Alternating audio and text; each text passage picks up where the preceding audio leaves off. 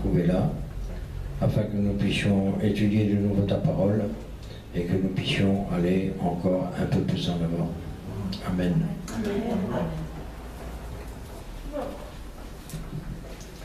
Alors aujourd'hui, on va terminer le 4e sous-chapitre du sous-chapitre du 4e fondement biblique.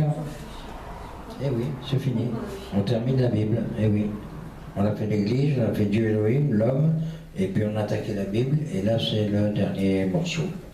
Nous irons ensuite au monde spirituel, mais ça beaucoup plus tard. Alors, certains me chercheront Jude 3 et d'autres Matthieu 15 de 1 à 6.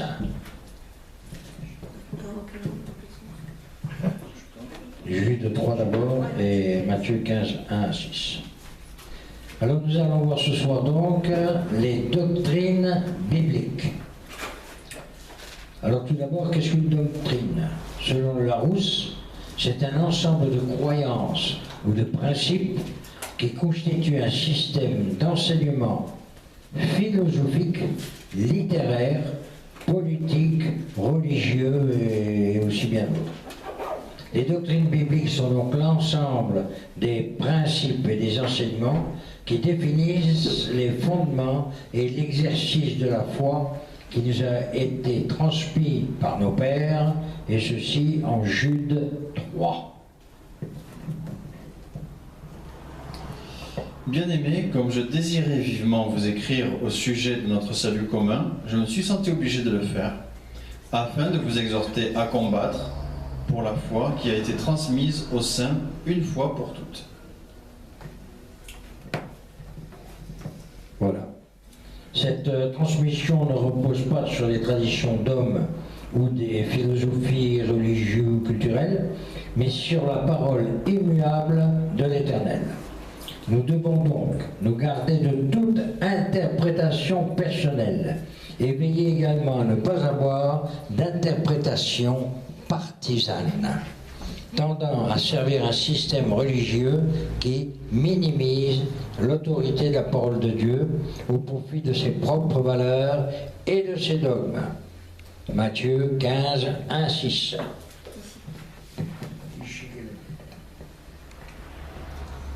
Alors des pharisiens et des scribes vinrent de Jérusalem auprès de Jésus et dirent : Pourquoi tes disciples transgressent-ils la tradition des anciens ? Car ils ne se lavent pas les mains quand ils prennent leur repas. Il leur répondit : Et vous, pourquoi transgressez-vous le commandement de Dieu au profit de vos traditions ? Car Dieu a dit : Honore ton père et ta mère, et celui qui maudira son père ou sa mère sera puni de mort. Mais vous, vous dites : Celui qui dira à son père ou à sa mère : Ce dont j'aurais pu t'assister est une offrande à Dieu, n'est pas tenu d'honorer son père ou sa mère.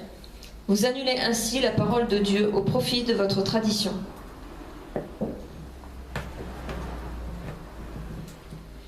Nous voyons donc dans ce texte que Jésus a reproché aux responsables religieux chargés de veiller à ce que les doctrines bibliques soient préservées, d'avoir ajouté des règles humaines aux principes divins et d'en avoir fait des doctrines. On a complètement transgressé le truc. Alors, aujourd'hui encore, malheureusement, la tentation est là, d'ériger en doctrine biblique des choses qui n'en sont pas. Exemple, le voile, la tenue vestimentaire. Le dimanche, il faut venir avec la cravate et les godasses bien serrées. On s'en fiche de ça. La liturgie. Bon, ça c'est... Le ministère féminin. Il paraît que les femmes n'ont rien à dire. Je vois pas pourquoi. Et d'autres points de polémique qui sont sans un véritable fondement doctrinal biblique. À une certaine époque, c'était les femmes qui éduquaient les enfants. Et quand je dis éduquer dans la foi, elles transmettaient la tradition, elles transmettaient les paroles, toute la jeunesse a été transmise comme ça pendant des années, des femmes aux enfants. Ainsi, quand ils arrivaient en âge de pouvoir comprendre et puis se mettre en route, c'est-à-dire 12 ans, 11, 12 ans, Et ils savaient de quoi qu'ils causaient.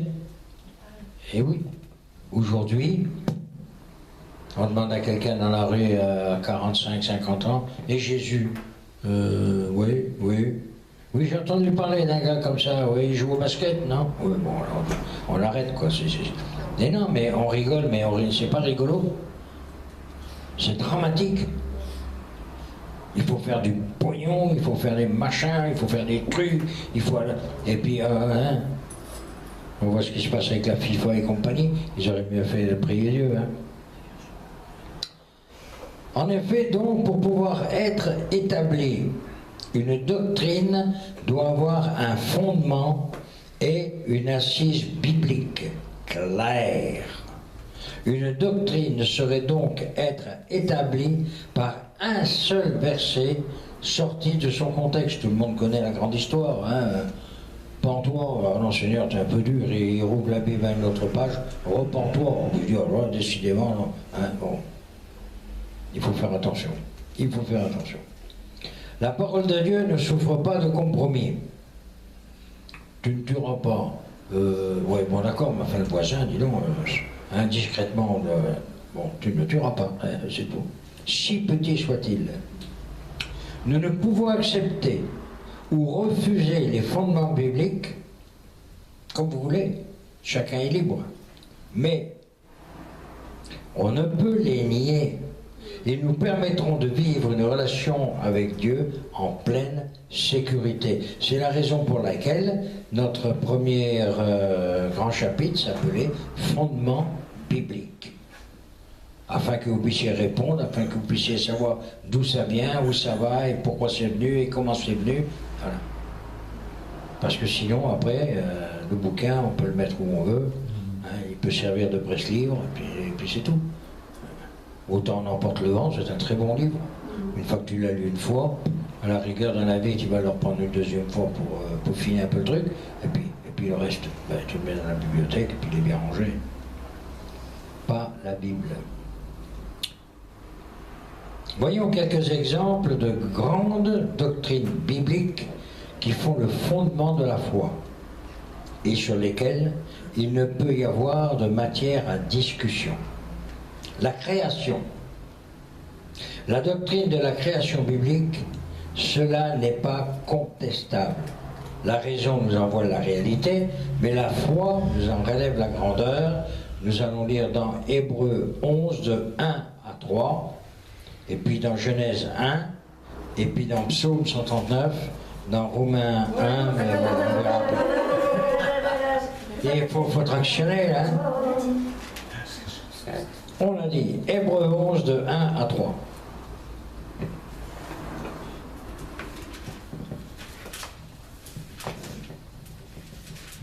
Or la foi est une ferme assurance des choses qu'on espère, une démonstration de celles qu'on ne voit pas. Pour l'avoir possédée, les anciens ont obtenu un témoignage favorable. C'est par la foi que nous reconnaissons que le monde a été formé par la parole de Dieu, en sorte que ce qu'on voit n'a pas été fait de choses visibles. Genèse 1. Juste un. Oui, le début, le premier verset, ça suffira. D'accord. Mais tu peux nous le dire sans regarder dans le livre. Non, mais je regarde quand même. C'est pour faire voir que je regarde la parole. Genèse 1:1. Au commencement, Dieu créa le ciel et la terre. Voilà. On peut prendre le psaume 139. Nadine, là, En entier? Non, psaume Non. 103. Quel verset? Psaume 139. Quel verset? Les premiers versets qui parlent de la création. 2 à 3. Donnez un peu de base. Oh, Éternel, tu me sondes et tu me connais, tu sais quand je m'assieds et quand je me lève. Tu pénètres de loin mes pensées, tu sais quand je marche et quand je me couche, et tu pénètres toutes mes voies. Voilà. Ce qui signifie quoi? Qu'est-ce que ça nous donne, cette lecture de la 139? Ouais. Et Romains 1, et il y en a des dizaines d'autres, des dizaines de références parlant de la création et du Créateur. Le psaume parlait de la création. D'accord? Ensuite, qu'avons-nous qui est inéluctable? La chute. Genèse 3 et Romains 3, 6, etc. Alors, la chute. Genèse 3. Romains 3, 6, etc. Genèse 1, verset 3 ou Genèse 3 Genèse 3, troisième chapitre. Et de Non, tu dis le début, c'est juste d'accord. pour parler de la chute. Le serpent était le plus rusé de tous les animaux des champs que l'Éternel Dieu avait fait. Il dit à la femme, Dieu a-t-il réellement dit, vous ne mangerez pas de tous les arbres du jardin? Romains 3, 6. Je vais peut-être commencer un petit peu plus haut parce que sinon on va pas trop comprendre. Je vais commencer au début du chapitre pour avoir une meilleure compréhension d'ensemble. Quel est donc l'avantage des Juifs ou quelle est l'utilité de la circoncision? Il est grand de toute manière et tout d'abord en ce que les oracles de Dieu leur ont été confiés. En quoi, si quelques-uns n'ont pas cru, leur incrédulité anéantira-t-elle la fidélité de Dieu? Loin de là, que Dieu au contraire soit reconnu pour vrai et tout homme pour menteur, selon qu'il est écrit, afin que tu sois trouvé juste dans tes paroles et que tu triomphes lorsqu'on te juge. Mais si notre injustice établit la justice de Dieu, que dirons-nous? Dieu est-il injuste quand il déchaîne sa colère? Je parle à la manière des hommes. Loin de là, nous dit donc le verset 6 qui nous intéresse. Loin de là, autrement, comment Dieu jugerait-il le monde?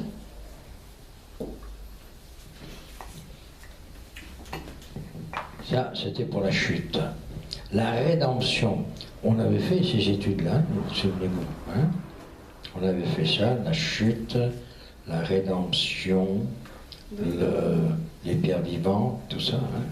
On y avait vu. La rédemption, Genèse 3, toujours, on a aussi Isaïe 10, 35. Alors Genèse 3, on vient de le passer.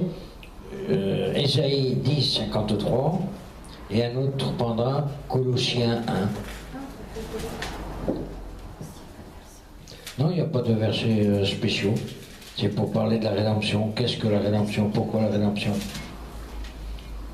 Et on pourra prendre également Hébreu. Oui.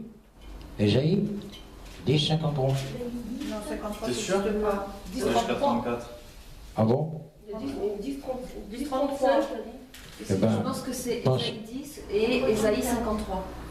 À 10 et 53 en même temps? Ah, peut-être bien. Parce que... Alors cherche la rédemption dans Isaïe. Oui, mais bon, quel verset? Oh, peu importe, cherche où est la rédemption. J'ai pas de titre, moi. Ah, t'as pas de titre? Ah, oui. Ah, oui. Eh bien, faudra le lire. Et Hébreu 9. Si, pareil, si donne avec les versets, sinon. Mais je n'ai pas les versets. On verra chez nous. Voilà, il faudra le lire chez vous. Voilà. Ensuite, la troisième, eh bien, ce sera le retour de Jésus, Jean 14, acte 1, et on dira 1 Thessaloniciens 4 et 5. Et il y en a d'autres, hein. Il n'y a pas que ça.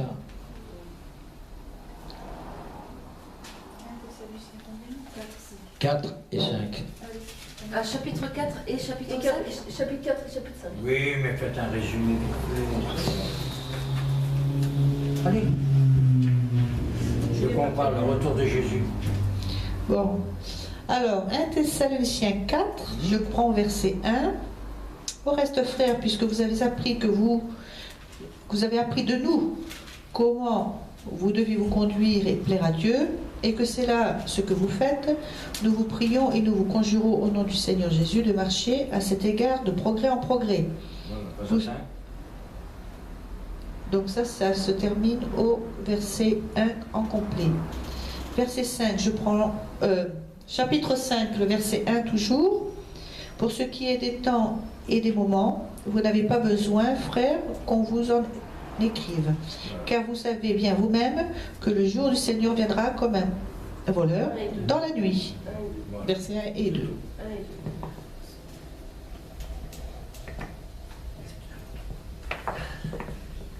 Alors ensuite, il y avait un truc intéressant, seulement il faut savoir maintenant quels sont dans notre assemblée ce qu'on appelle les principes de vie. Le principe de vie, c'est ce qui définit le cœur de l'assemblée. Dans une assemblée, on dit, nous voilà, on va travailler de cette façon, comme ceci, comme ça. Bon, ça, ce sont les principes de vie. Alors nous avions à l'époque des documents que l'on appelle les principes de vie de l'ACM, hein. C'était donc Montpellier, lequel se trouvent des doctrines bibliques qui sont reconnues et acceptées par l'ensemble de l'Église fondamentaliste. C'est-à-dire quels sont les traits principaux d'une assemblée que l'on rencontre dans toutes les églises, ou qu'on devrait les rencontrer.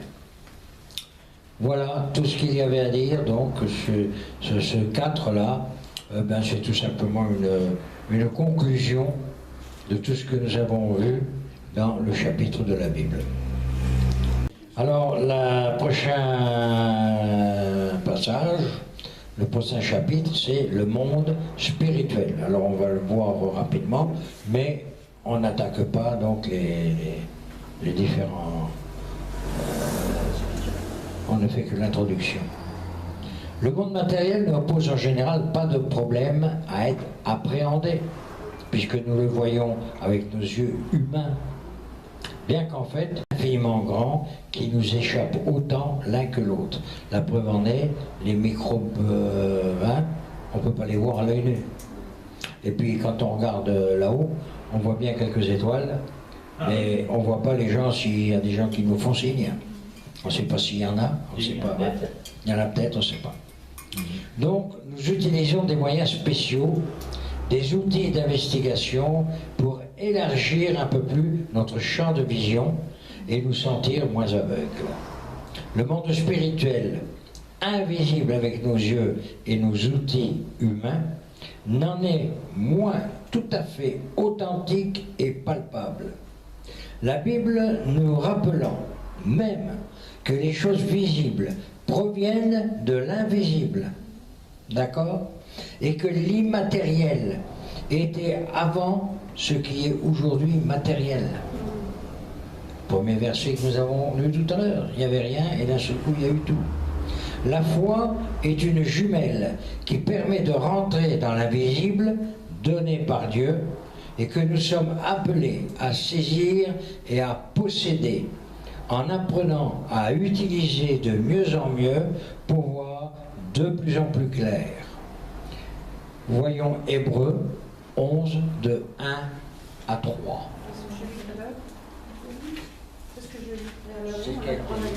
Ça a été lu, mais il faut le répéter.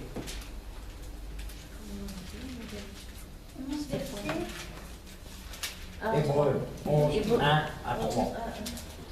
Or, la foi, c'est l'assurance des choses qu'on en espère, la démonstration de celles qu'on ne voit pas. C'est à cause d'elle que les anciens ont reçu un bon témoignage. C'est par la foi que nous comprenons que le monde a été formé par la parole de Dieu, de sorte que ce que l'on voit ne provient pas de ce qui est visible.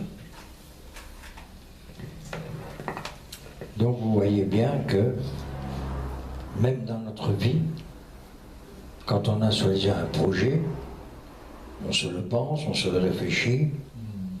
Certains en appellent à l'Éternel, et puis d'autres, ne le connaissant pas, tentent leur aventure. Eh oui, mais ça part de quoi? Ça part d'un tout petit grain de moutarde qui dit réfléchis bien à ce que tu veux faire, comment tu veux le faire, pourquoi tu veux le faire, et on se pose des questions. Et là, ça commence à touiller. Comme tu disais encore cet après-midi, là, il n'a pas fini sa sieste que déjà il pense à ce qu'il va faire. Je parlais de Jean-Marie. Mais oui, mais c'est ça. Il n'y a que comme ça que l'on arrive. Alors oui, et quand on n'y arrive pas, mais c'est déjà une victoire d'avoir tenté quelque chose. On ne voit pas. Hein? J'ai envie de gagner au football, par exemple, puisque c'est le grand moment du truc. Je me vois en train de taper dans un ballon. Mais naturellement, marquer des buts. Sinon, ça ne servirait à rien. Et pourtant, si je me mets sur un terrain, ça ne va pas être formidable. En conséquent, cela prouve une chose, c'est que si on met notre esprit en action, ça commence déjà à avancer vers quelque chose. Maintenant, nous, chrétiens, en plus, nous avons l'Esprit Saint, et on lui dit, ben dis donc, on ne peut pas pousser un peu la mécanique pour que l'on arrive à notre résultat. Et puis c'est tout. Alors il y en a qui font tout un tas de mystères, tout un tas de machins, il n'y en a pas. Il n'y en a pas. La foi nous permet d'aller de l'avant. Et d'aller de l'avant aussi loin que l'on veut. Alors si on commence à dire, oui mais là je n'ose pas parce que tu comprends, alors c'est que tu n'as pas la foi. C'est que tu n'as pas la foi. Voilà pourquoi on a fait ces études, pour que l'on puisse commencer tout doucement à savoir ce qui est. On en a parlé avec Annie et Jean-Marie, vous les connaissez puisqu'ils sont venus là, et on a fait voir comment aller sur Internet et comment commencer à apprendre, parce qu'il est certain que beaucoup de gens se posent des questions. Qu'est-ce que vous avez? Qu'est-ce que vous avez? Qu'est-ce qu'il y a? Oh, un livre? Ouais, ben un livre, ouais. Mais il faut que les gens s'y mettent. Ça ne veut pas dire qu'il faut les emmener devant nos études à grands coups de pompe. C'est pas ça. S'ils le veulent, ils le font. S'ils ne veulent pas, ils ont choisi leur affaire. Mais nous avons fait notre travail. D'accord? Quelle que soit la façon dont on le fait, c'est pas grave. Quand on fait quelque chose pour l'éternel, comment je vais faire? J'en sais rien, moi, comment je vais faire. T'as qu'à t'y mettre, tu t'assois, tu prends ton livre, et puis tu attaques, et puis tu verras bien comment ça se passe. D'accord? Or, la foi est la ferme assurance, donc, des choses que l'on espère, une démonstration de celles qu'on ne voit pas. Pour l'avoir possédée, les anciens ont obtenu un témoignage favorable, c'est par la foi que nous connaissons que le monde a été formé par la parole de Dieu, en sorte que ce que l'on voit n'a pas été fait de choses visibles. Et si l'on prend nos grands savants, nos grands théo-machins et tout le truc, il arrive un moment où ils disent, on ne sait plus. Ah, comment vous avez pu? C'est marqué dans le livre. Au début, il y avait ci, après il y a eu ça, après il y a eu cette chose, tout est marqué. Ouais, mais on ne peut pas croire à ces choses-là. Ah bon? Pourquoi on ne peut pas croire à ces choses-là? Parce qu'on n'a pas la foi. Et si on a un tout petit peu de foi, on peut dire à la rigueur, oui, bon, est-ce que l'on peut aller un peu plus loin? Peut-être. Mais au moins, on aura fait un pas en avant. Donc, nous allons étudier dans cette série. Je vais reprendre mon plan, parce que sans plan, je suis perdu. Nous allons prendre notre plan, et nous étudierons donc, par la suite, le royaume de Dieu, le royaume des ténèbres, et le combat spirituel. Ça vous va-t-il? Attention, parce que là, ça va commencer à déménager. Là, ça commence à venir sérieux. Là, ça, oui. Jusqu'à présent, on a fait de la petite, comme ça, La révision. de la révision, de la remise en forme et tout. Mais attention, à partir de là, je peux vous prédire une chose. Il y en a un qui va se déchaîner. Parce qu'il n'aime pas ça du tout. Il n'aime pas ça du tout. On s'en fout, Jésus est plus que vainqueur. Voilà. Merci Seigneur de ce que tu nous donnes, de ce que tu nous apportes. Merci de nous avoir permis d'étudier tout cela, de nous le rappeler si c'était perdu un peu dans notre mémoire. Et allons-y sans crainte, car nous sommes avec toi, ou plutôt toi, tu es avec nous. Alors envoie ton Esprit Saint pour qu'il nous dirige. On n'est peut-être pas toujours bien clair, on n'est peut-être pas toujours au top niveau, mais en comptant sur toi, nous allons y arriver. Amen.